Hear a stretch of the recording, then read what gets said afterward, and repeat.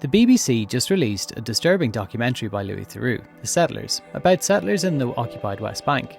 It's a tough watch and it's been all over the news this week. The British media is mostly hailing the documentary as a timely and brave film. It's critical of Israel in many ways and it's been getting a lot of praise. But we wanted to know what's been the reaction amongst Jewish commentators to this documentary. The film has ignited a firestorm of articles, some praising its unflinching portrayal of Israeli settlers in the West Bank, and others criticising it for perceived biases and omissions. Theroux, known for his immersive journalism, steps into one of the most contentious places in the world, engaging with ultranationalist settlers and Palestinian activists alike. In this video, we'll break down this documentary and we'll look at what the reaction has been amongst Jewish media. Beyond the headlines and social media debates, how are Jewish voices interpreting this documentary? How are they responding? And are they viewing it as a necessary expose, a one-sided narrative, or maybe something in between? Stay tuned as we unpack the complexities and controversies surrounding Louis Theroux's The Settlers. The Settlers follows Louis Theroux as he journeys into the heart of Israeli settlements in the occupied West Bank, a place he describes as one of the most divided and sensitive areas on the planet. Known for his neutral, observational approach, Theroux surprises viewers by taking a more emotionally transparent role in this documentary, sometimes visibly disturbed or conflicted by what he sees. The land debate in the West Bank, well, it's been around for a long time. It's a collision of memory, faith and trauma. For Palestinians, this land became home after the 1948 Arab-Israeli War, when over 700,000 Palestinian Arabs were displaced from their towns and villages during the creation of the State of Israel. Some fled violence, others were expelled by Israeli forces or left amid fear or chaos, and they became refugees almost overnight, with many settling in the West Bank and Gaza. In 1967, after the Six-Day War, Israel took control of the West Bank from Jordan, and it's occupied it ever since. For Palestinians, the occupation is not just about land. It's about identity, loss, and generations of growing up under military violence and harassment. Zionists who support settlements see it very differently. They refer to the West Bank as Judea and Samaria, land with deep biblical roots and ancient Jewish presence. For them, returning to this land isn't occupation. It's restoration and a fulfillment of history. And after centuries of exile and persecution, they believe Jews have every right to be there. They say, well, it's not illegal or wrong for Jews to live in Judea. Throughout the film, we meet Jewish settlers who justify their presence in the West Bank, or Judea in their view, with religious conviction, political ideology, and a belief in historical entitlement. Some are soft-spoken family people, raising children in what they view as their ancestral land. Others are more extreme nationalists who make no apologies for their rhetoric or their actions. Theroux also speaks to Palestinians living under military occupation and restrictions, and offers a rare glimpse into life under a system that controls movement, land use, and even access to water. The documentary's tone is noticeably heavy. Unlike many of Theroux's past films, there's less irony, less awkward humour. Critics from The Guardian and the Irish Times noted that Theroux seems more haunted than intrigued this time, highlighting a rare emotional vulnerability. The Settlers sparked immediate global interest.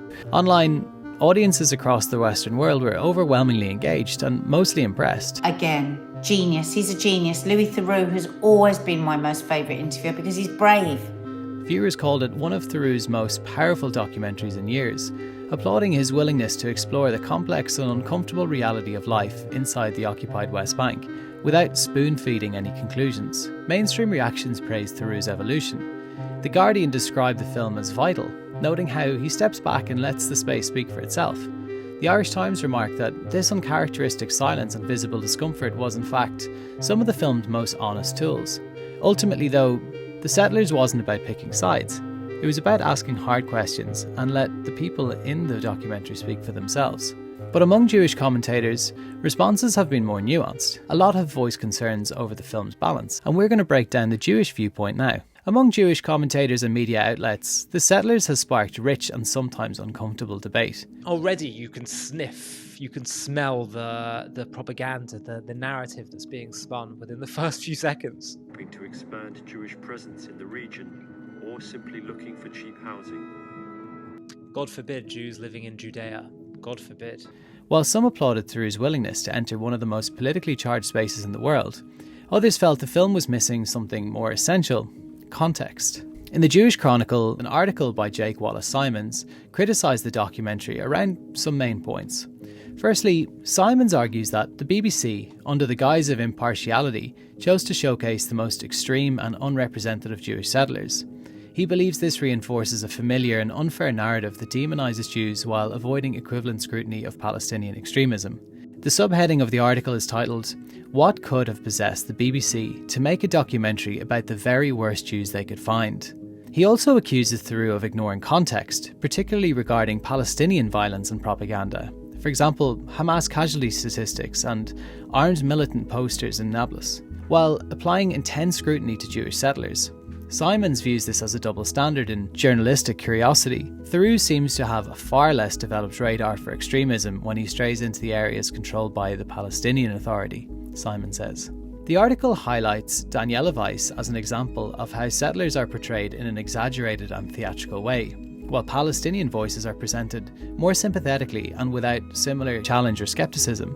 She's abrasive, animated, and comes across as crude in comparison with the urbane Englishman asking passive-aggressive questions, Simon says. The BBC producers sniff out ethno-nationalism like bloodhounds. Simons criticises Theroux's shift towards open advocacy by the documentary's end, especially his call for a one-state solution.